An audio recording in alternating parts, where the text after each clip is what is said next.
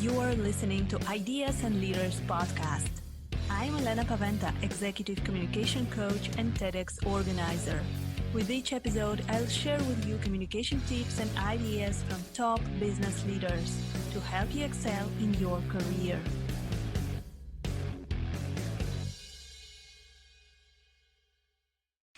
Welcome to the next episode of Ideas and Leaders podcast. Today, I'm speaking with Molly McGrath. Molly has 28 years of experience in consulting presidents and founders of national organizations and over 4,000 law firms in executive level leadership, continuous improvement, and team empowerment initiatives. And those are the topics that we're going to speak about today. Hello, Molly. Welcome to Ideas and Leaders. Oh, hello. Thank you for having me today. So, Molly, it's always great to speak to such an expert. Wow, you have 28 years of experience in executive level leadership. This is exactly what our podcast is about. We are speaking about those topics a lot.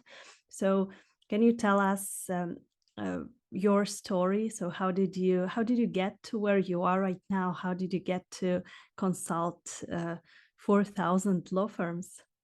Yeah, so back in the late 90s, I was hired for a national legal organization.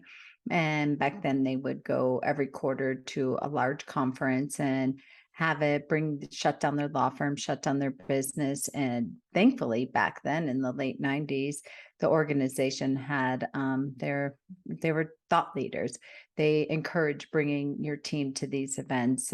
Most conferences I attend, just a business owner goes, just the executives, just the leaders and owners. And then they learn all these amazing things and they come back with their shiny new binders and all their strategic roadmaps and all their ideas and dump it on the proverbial desk of the employee and say, oh my gosh, I learned all this amazing stuff at this conference. I'm so excited. We're going to transform the world. We're going to transform our clients, our business. And the analogy I write about in my books is the entrepreneur, the executive is like a kid coming home from the circus with the shiny balloon in one hand and the sticky cotton candy in the other. And they're so excited. They're just filled with all this joy. And the analogy is that when the entrepreneur or the leader puts the binders on the book on the table, the employee is like standing there with the pin and pops a balloon. They just, because they're not in the room, they're completely deflated. They're like, we don't have time to implement this. I'm stressed. I'm overwhelmed. I'm what have you. So it's being delegated up to them without any empowerment, engagement, involvement, and true ownership within it in the first place. So that's what was really unique in the late 90s, that we did encourage our entrepreneurs to bring their team members there.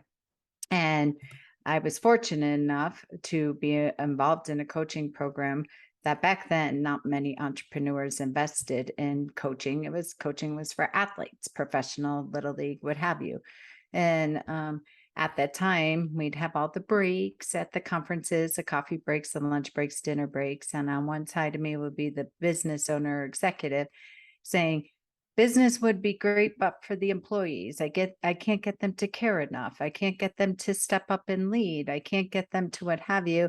And then I would turn over to the right side of me and I'd have an employee sit next to me and they would say, I can't do my job because they're a control freak. I never can get access to their time. They're always too busy to give me time, attention, feedback, direction, coaching, mentorship.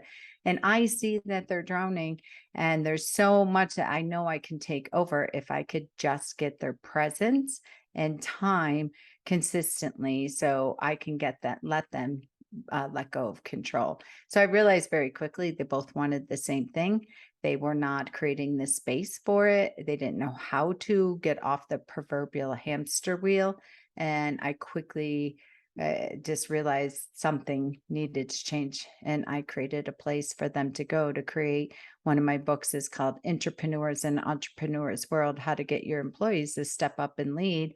And that really was the birth ground for my why and why I do what I do. Wow, that's an amazing story. So you found a niche, you saw the problem, you found a niche, and you acted on it. It is very, very inspiring. So do you think that, of course, I think the answer will be yes, because this is what you do. So is there a way to actually combine those needs of leaders and employees so that everyone is happy? Absolutely. Absolutely. There is a way. I mean, if they have the deep desire to do it and willing to be coachable, there's definitely a way.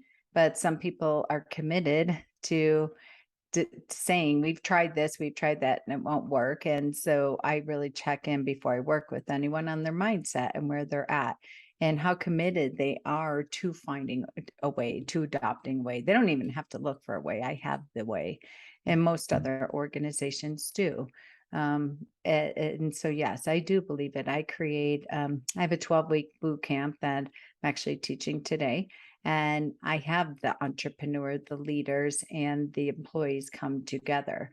And today, my whole class that I'm teaching on is on mindset, behaviors, and habits, and really creating those foundations first and foremost in order to set you up for success.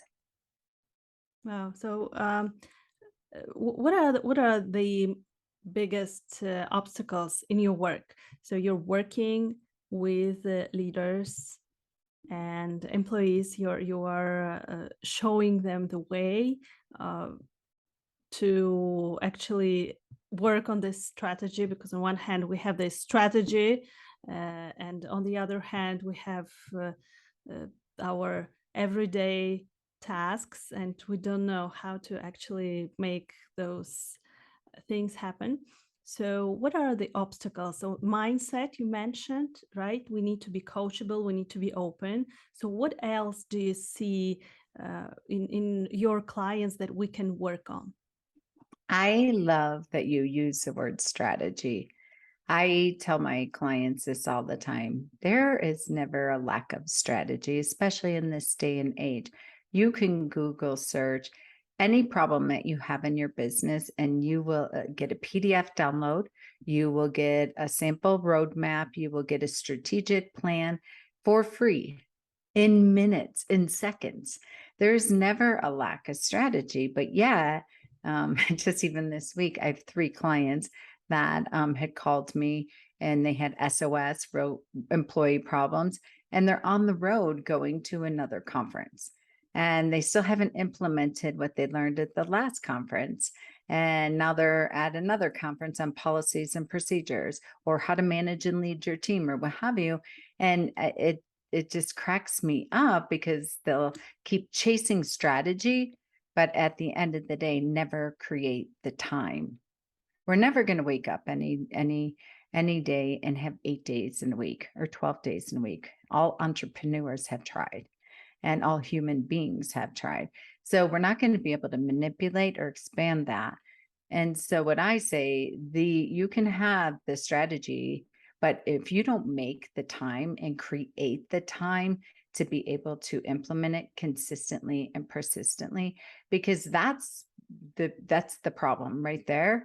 That's the holy grail that everybody's searching for. What's the answer to double my revenue, profitability, process, production, people, whatever your goals are? And when I do an audit of people's focus management, their calendar, and where they have time carved out to spend with their team, it's just mind blowing to me of how often it's water cooler conversations, or it's, communication ping pong between Slack channels and emails and Voxers and all these things, what have you. And it's just putting out fires, and it's living their life by their tasks and their to-dos. And we're never going to wake up one day and wake up to an email box. Even when we have somebody managing it, your email box might be empty, but they have a list of questions they have for you and priorities that you have to do. And you'll be out of business if you don't have tasks and to-dos. So you have to create time for what I call growth time, to meet with your team on this strategy consistently, and each department separately, your marketing department, your operations department, what have you. So often I see that people will try to tackle all of that in one meeting, or they'll just hit it once a month or once a quarter, what have you, and it's not consistent and persistent. Yeah, so consistent meetings with each department. So we need to have a proper mindset, we need to have a strategy, and we need to find time to actually work on the strategy. So uh, what usually needs to happen at such a meeting so that it is actually effective? Number one is that there's a team leader and there's a team leader or facilitator that's leading it. And my recommendation always is not the entrepreneur. So if you don't have CEOs, a C-suite team, what have you, you don't have the budget or the bandwidth for that, pick someone on your team, not randomly. I have a process where I really go through assessments, figuring out who is hardwired and has a DNA for being a leader, for strong project management, for strong follow through, and they have absolutely no trouble being unwavering in their accountability and consequences and deadlines. So somebody who just has that in their bones, they maybe haven't received the framework or the agendas or the tools of how to act and think like a CEO. And so that's number one. Number two, make sure you have an agenda. And again, it is being facilitated and led. A lot of people are all hot about traction and EOS now. So whether it's a level 10 meeting, I call it a weekly stakeholders meeting, because everybody right down to the virtual assistant answering your phone is a stakeholder within the business. They're, maybe not, they're not receiving capital or money or what have you, but they have that entrepreneurial mindset around it. So, and then lastly is same place, same time, making certain that it's hardwired in everyone's calendar. We meet every Tuesday at 2:00. No matter what, if somebody's on vacation, the boss is on vacation, what have you, we still have the meeting. We don't cancel it, and we're still following the same agenda. And when I see that happen, that is how you get high peak performing teams working like a well-oiled machine. Wow, and how often do you think such meetings should take place? So I'm pretty militant about it. Every single Monday is when my clients that I serve as a fractional CEO for, or that I consult with, every single Monday they have a weekly all hands on deck stakeholders meeting, 1 hour long. They have their team leader or CEO, whatever term resonates with you, running a daily huddle. So they meet every single day. Treat it like a locker room huddle before you go on the Super Bowl playing field, if you will. And then also they do quarterly retreats, and then they do employee growth plan meetings. So when you have that model and that framework set up, I do a presentation all the time called The Employee Review Must Die, and how just even having that terminology and that energy and essence around it is not very empowering and engaging. So getting your employees, most companies will do annual reviews. I'm really a huge fan of people having employee quarterly growth plans, and that they're consistent and persistent, and they're actually reporting on it every single week in their level 10 meeting. Great, yeah. So then they actually feel that they are part of the team, that they are meeting regularly. But I think that there is always this issue of mm, uh, employees not taking ownership. So they might attend the meetings, but they might say, "Okay, I will do my thing." So do you think that there is actually a way to make sure that employees take ownership of their roles and of the company goals? Yeah, every my agendas that I create, and happy to share it with your listeners if anybody wants to. Um, I always say it's easier to edit than create. Every person speaks. These are not meetings that are dictated.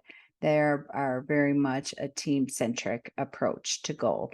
And it's not even about team building and team bonding and employees feeling like they're part of the team. This is key performance indicators, where you're looking at, here are my top 3 goals for the week. Here's what my top 3 goals for last week. Here's how I did on them. Here's where I got stuck. Here's where I got jammed up. Here's where so and so departments being the bottleneck, not from a place of shame and blame because we're a self-accountable and self-governing team, but just really where your issue spotting. You're going through all the issues that you have in real time. So I think a lot of times employees don't participate because of the framework and the agenda and the facilitation of the meeting. I know, back in the 90s, there were all these books about meetings to death and kill all the meetings and what have you. But in my perspective, you are having these meetings. They're not structured, you're having them through writing a 4-paragraph email. You're writing and then somebody replying and doing the communication ping pong. You are spending probably more time on ineffective communication in different modalities, Slack, what have you, than having people batch all their questions, batch everything they need for the weekly meeting, sometimes additional department meetings, depending on the size of the business, and then your daily huddles. Your inbox, like the internal communication, just immediately dissipates. Yeah. I love that you mentioned that we shouldn't speak from from the place of shame and blame. I think that there is this issue that sometimes employees are just afraid to share certain things. It is really hard to introduce this culture of openness and sharing everything. If we have some problems or issues in achieving our KPIs, if we cannot do certain things, if we are not maybe competent enough to do certain things, or maybe someone is just burned out and they are not able to do certain things. So do you think that there is a way to actually introduce this 100% open culture of sharing everything? Yeah, in my perspective, it's walk your talk. It starts with culture and it starts with your core values and it starts with the emulation of the energy within the building, within the business.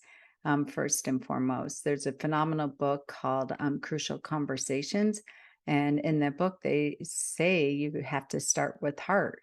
And a lot of times when people don't share, it's not that you throw these meetings on the calendar and say, okay, great. Now we have a culture of collaboration and empowerment and everybody's voice matters. Your employees won't believe you if it didn't exist before simply by putting a meeting on a calendar. So you might have to go back to basics and start back with your core values and having a conversation. I have firms and businesses that I coach where they don't have a great culture. And they'll be the first to admit it.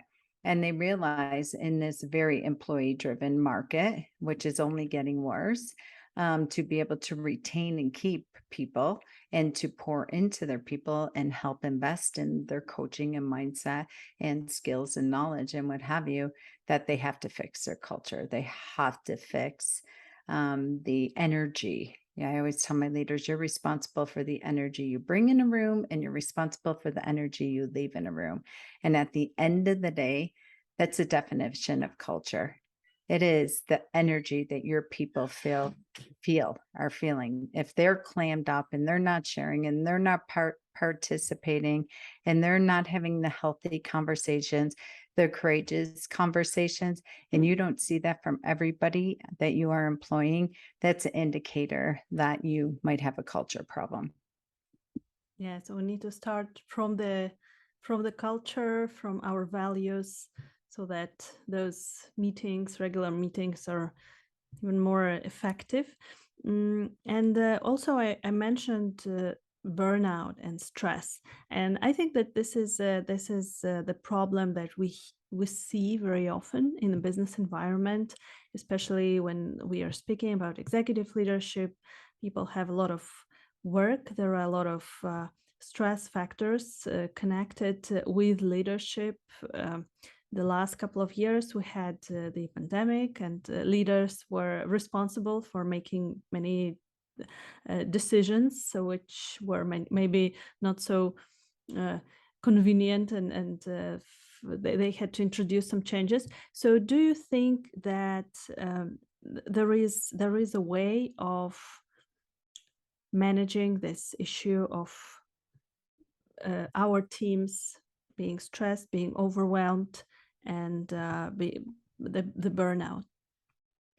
Again, it really is this framework, because I think when people get to a place of stress and burnout, the root of that is lack of communication.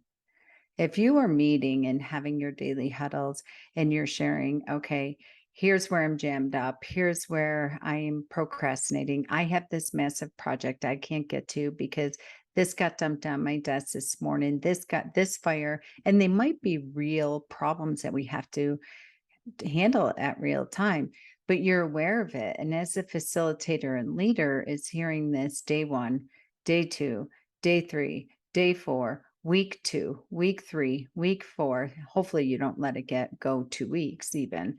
Then you as a leader, it's our job to, number one, create solutions. So that gives us an opportunity to see inside of our business where we have to hire more help, or we have to redirect work, or we have a breakdown in production or process because we're seeing the constant pattern that this department is the one that's most taxed right now. So it typically points to stress and burnout, in my perspective, is a lack of open door communication where we're constantly checking in on our people, not from a place of micromanagement, and not just from a place of workload, and not just from a place of profitability. But you can see it when you walk into the meeting, and you have that space where you, in my weekly agendas and the daily agenda, I'm consistently having my businesses check in on your team. How you doing on a scale of 1 to 10? Where are you at? Right now, I am at a 1. I'm in the tank. I'm stressed out. I'm in the weeds, what have you, but I'm okay, because if everyone could leave me alone and let me finish these 3 projects, I know I'll be good on Friday. And then as a leader, you're like, great, guess what? You're taking a forced long weekend and you're not coming in on Monday. We got your back. You're taking Monday off. And I want you to be able to do that. So I'm going to check in with you on Thursday, make sure that you're doing good on your goals. We're going to check in on our daily huddle, what have you, and letting you know, make sure you get this accomplished by Friday, and then you're taking Monday off. That sounds like an amazing leader. Everyone would love to have the one that genuinely cares about us. Do you think that it is possible to actually build closer, like more personal relationships in the workplace? Because we hear a lot about building relationships, not only discussing goals and KPIs. But do you think that in the corporate environment, it is possible? It not only is it possible, if entrepreneurs and business owners and leaders do not shift their mindset, and I will be bold as to say this, that is no longer a transaction between an employer and employee. I am paying you to do a service and you will get paid if you perform. That is no longer, and from an employee's perspective, it's always been a relationship. And since the pandemic, employees are interviewing employers more than we're interviewing them. I'm actually writing my next book that'll be out January 1st, 2023. It's called Fix My Employees. But in the parentheses, it has ER, Fix My Employer, because it's not an employee problem 90% of the time. It really is a leadership and a culture problem, and they want relationship. I don't know if an employee would actually use that term. I don't know if that they would say, I'm looking for a relationship in interviews, but 50% of my business is recruiting. So I do staffing, and I've done that for 20 plus years. So we're constantly interviewing people from C-level to salespeople, marketing, down to general administration. And when we hear, we'll see people take a $50,000 pay cut. We'll see them walk away from Cadillac health benefits, just because they want a place where they feel like they're part of. People want impact over income first and foremost. Even business owners, when they get to the place of burnout and stress. So it has to be one, but it's one thing. I see a lot of organizations that are like culture, culture, culture, especially since COVID, but they're treating it like a sign they bought off of Amazon.com that says family first or, joy or whatever it is. It's not living, breathing, and emulating through the walls of the business. And they're not looking at them every single week to make certain that they're living them. And so, it is one of relationship, but it needs to be authentic. How do you build relationship? Communication and connection and collaboration. You can't build a relationship if your business process is emails and Slack channels, if you will not give your people time, attention, and feedback.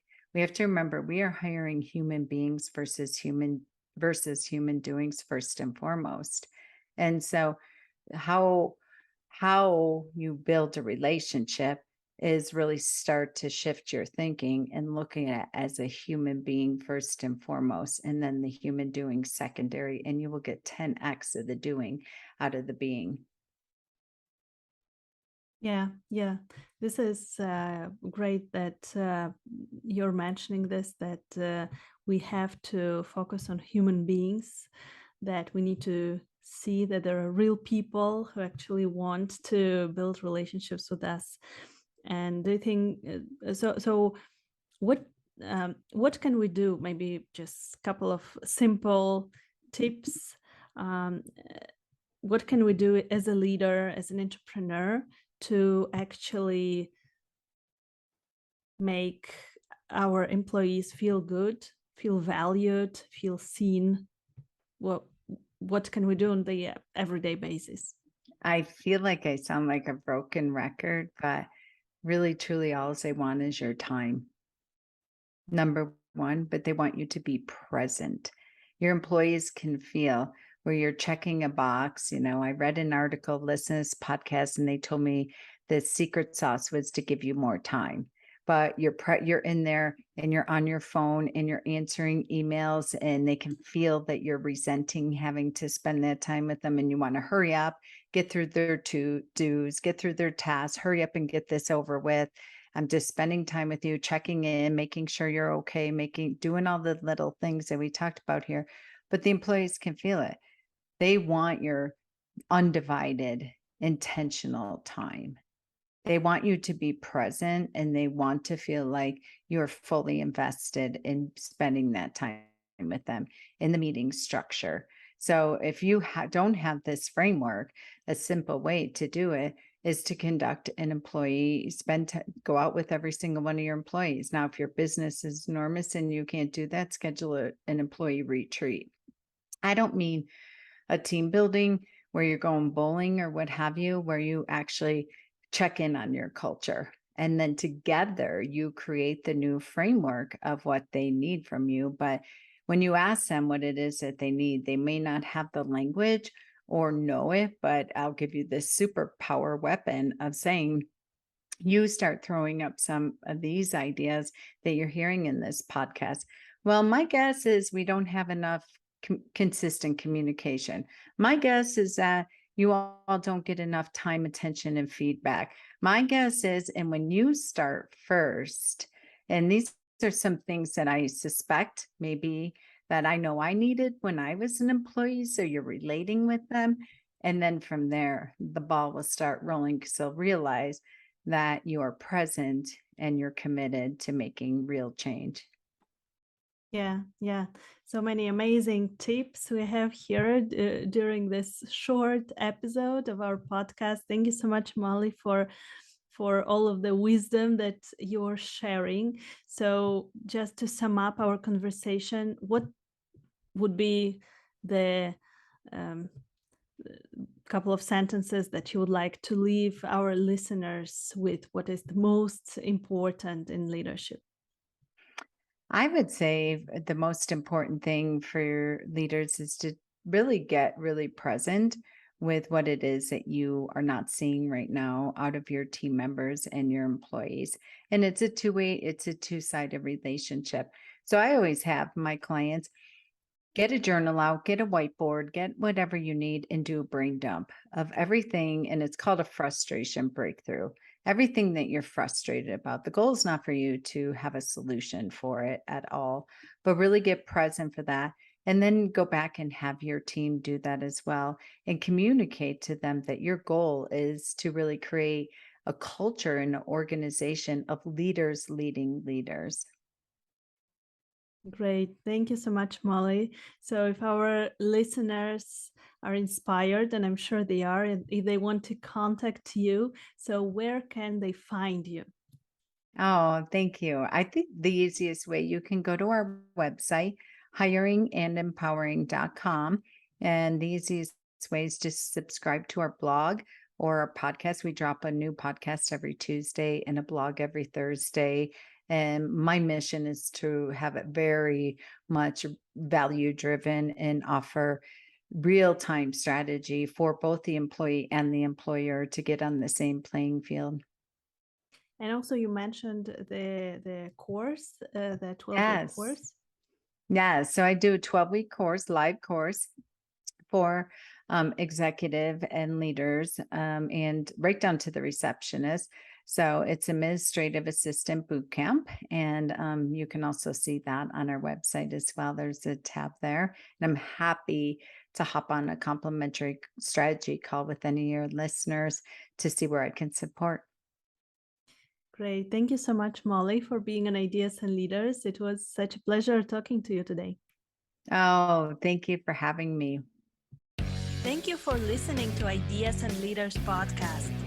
Did you enjoy this episode?